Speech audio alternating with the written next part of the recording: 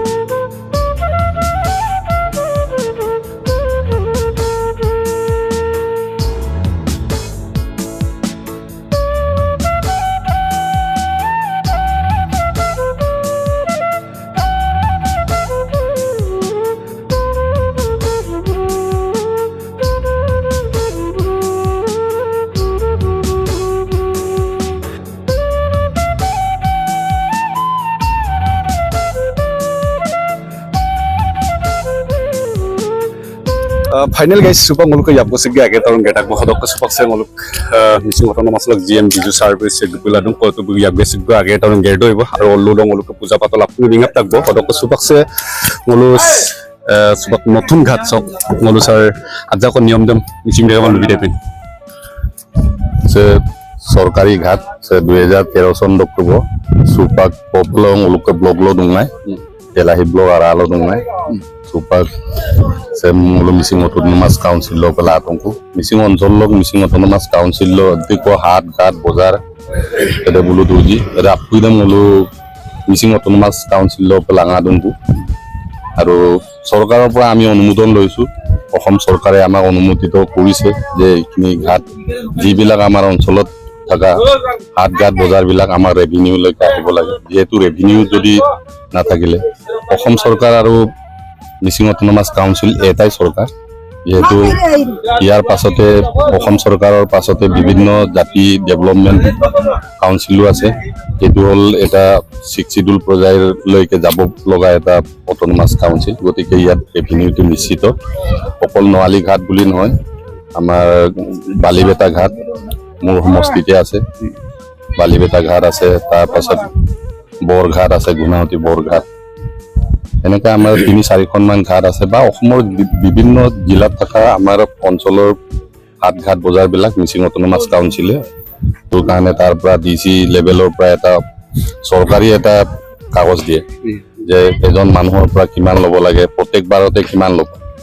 ইয়াতে কিছুমান আমাৰ ইয়াত কিছুমান দিয়াৰ ৰাতিপুৱা দিয়াৰ পাছত পিছবেলাকে নিদিয়ে কিন্তু সৰকাৰি নিয়মটো হল তেনেকুৱা ধৰণে নহয় যাওঁতেও দিব লাগিব আহোতেও দিব লাগিব ঠিক তেনেকুৱা সৰকাৰি নিয়মটো তেনেকুৱাহে হয় এটা ঘাটৰ ওপৰত নিৰ্ভৰ কৰিব কিন্তু কোনো সৰকাৰি ঘাটত এনেকে যাত্ৰা বুলি একো কিবা নাথাকে কিন্তু ধৰক আমি 6:30 বজাৰ পৰা দিছো 6:30 বজাত ফাৰ্ষ্ট যাব 7:30 বজাত তাৰ পৰা আহিব 8:30 বজাত ইয়াৰ পৰা যাব 9:30 বজাত তাৰ পৰা আহিব 10:30 বজাত পেসেঞ্জাৰৰ ওপৰতো নিৰ্ভৰ কৰিব যেহেতু তো ঘাট বুলি ক'লে আপুনি নাওটো এনে নচলে এটা মানে নিৰ্দিষ্ট এটা ইঞ্জিনটোৱে এটা ডিজেল বা পেট্ৰলৰ পৰাহে চলে গতিকে এজন মানুহক লৈ হয়তো হেতু 9:30 বজাত নাথাকিবও পাৰে এজন পেশেন্ট যদি ইমাৰ্জেন্সি পেশেন্ট আছে মেডিকেল পেশেন্ট সেইবিলাককে এলাও কৰা আছে মানে মেডিকেল বা কৰবাত দুৰ্ঘটনা হৈছে এনেকা ধৰণৰ পেশেন্ট বিলাকৰ কাৰণে আমি এজন হলেও বা দুজন হলেও আমি লৈ যাবৰ কাৰণে এটো এলাও কৰা আছে মানে ওকে স্যাৰ এতে ngoluk অটোনমাস লক্ষ্য সে ngoluk ঘাট কৰিছে বিশেষকৈ ngoluk সে পুকতেল আহিছে যাতায়াতটো বহুত বেয়া সো ইমাৰ্জেন্সি অলুংকো মানে লভাৰ মেশিন এনেকুৱা ব্যৱস্থা অটোনমাস লক্ষ্য বিলা mile Memang ngoluk upakto bimada autonomous council itu 2 বছৰৰ কাৰণে দিয়া হৈছে 24 to 26 প্ৰত্যেকটো পাৰ ঘাট কিদিম ngoluk মানে 2 বছৰীয়া কৰো বজাৰ কৰিলে 1 বছৰীয়া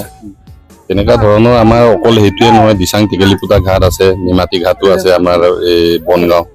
তাতো আছে মলুকৈ বা চিকাৰী ঘাট তেনেকুৱাকে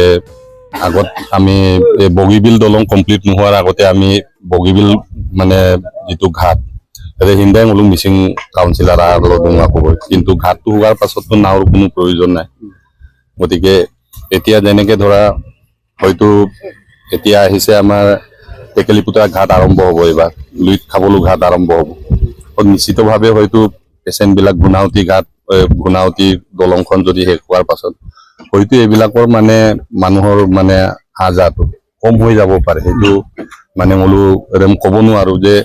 তেতিয়া ইমাৰ্জেঞ্চি ঘাট হিচাপে কিছুমান থাকিব আজি যিমান ডেটত আছে হয়তো সেইটো তেতিয়া বেলেগো হৈ যাব পাৰে মানে যেহেতু এতিয়া আমি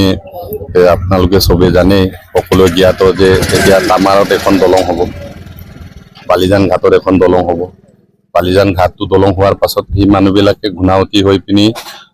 খুব সোনকালে মানে লখিমপুৰ পাই যাব যিহেতু ৰাস্তা বনি আছে